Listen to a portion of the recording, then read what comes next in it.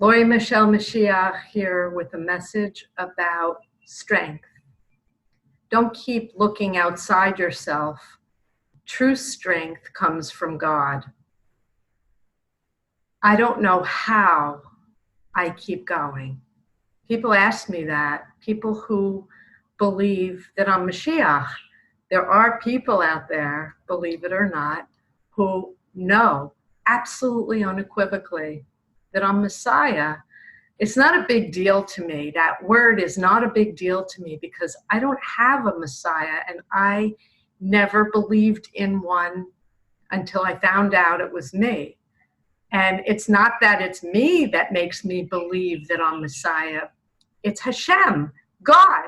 He talks to me. He walks with me. He breathes with me. He's with me. And if it were not for him, I would not have the courage, strength, or audacity to keep putting these videos online and publish this book. Are you kidding me? This book, Blindsided by Messiah, Hashem calls it the Torah, Part 2, took me 3 years to complete. This has been over a decade, and people who know me, who believe me, have asked me, how do you keep going? How do you do it? And my answer is Hashem.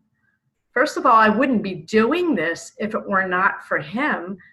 Who would do this if it weren't true? There are people out there who think they're the Messiah, and I understand, and for some of them, I have compassion for them. They're confused, and I know why they're confused. And I talk about the confusion in this book. There are people who hear spirit, and they're not Messiah. They're hearing, but they're not what I am. What I am is directly connected to Hashem. And I'm explaining where true strength comes from, because you need strength, and everyone needs strength. We all require it. And when I was young, I used to pray, just like everyone else. And I didn't get an audible answer like I get now. But prayer made me stronger, and I didn't understand why. I would pray every night from the time I was a small child. I wasn't taught about God. God was not a subject in my home. I was raised secular on ham and cheese, and never a conversation about God in my home, truly. And I prayed anyway. It was instinctual. I prayed at night, and it made me strong. But I didn't hear Hashem the way I hear him now.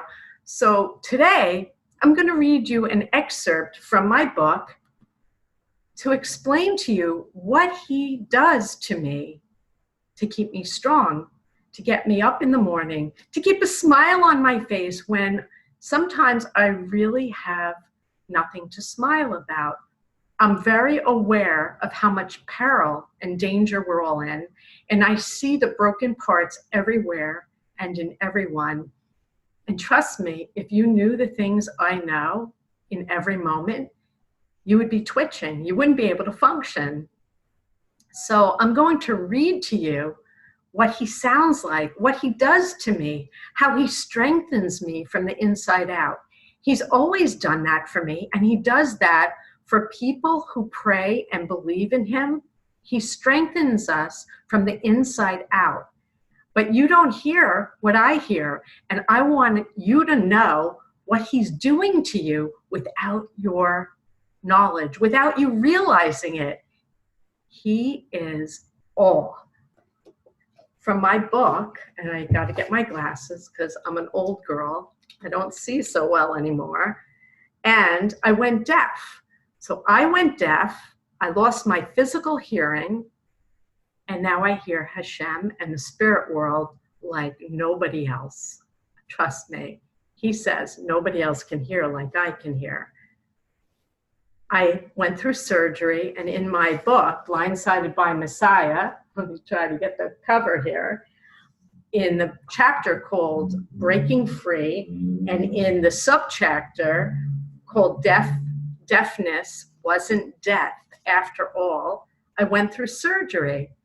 And before I read the passage that I'm going to read to you, I want to explain that I have a terrible fear of enclosed places. And I didn't know I had this fear, or I developed it when I was going through a battery of tests because I was going deaf for about a decade. I kept losing my hearing. And I had an MRI once, and it took my breath away. I had a panic attack. I couldn't breathe. They had to stop the test. So I have a real fear of being enclosed in small places. And when I was going for my surgery for my cochlear implant, they informed me that I had to have a closed MRI for 1 hour. And when I got home, I said, Hashem, I can't have the surgery. I can't have this test. I'll never make it. I will have a heart attack. I'll have a meltdown. He said, Lori, I'll get you through the test. Don't worry. So I want to read to you what he did to get me through this test, because I hear him audibly, but he does the same thing for you. Trust me, I know he does this for everyone.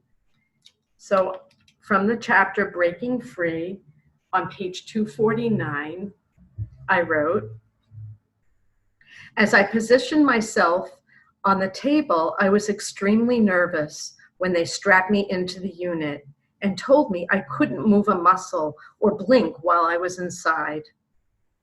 They put covers over my eyes so I couldn't see.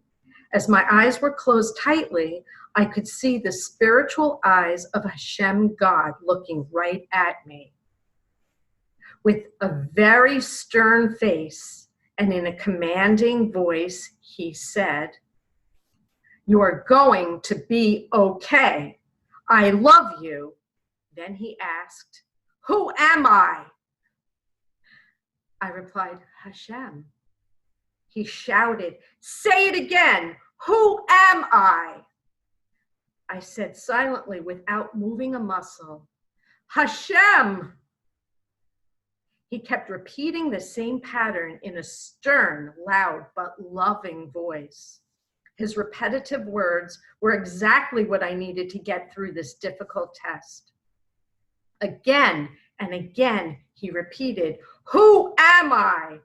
And then he followed with, "I love you. I'm not leaving." This went on for an entire 1 hour MRI test. In the middle of excruciating hell, I felt snug and warm in the hands of God himself.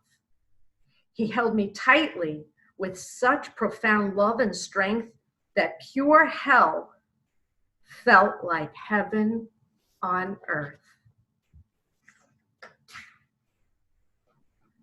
I could start crying remembering that test.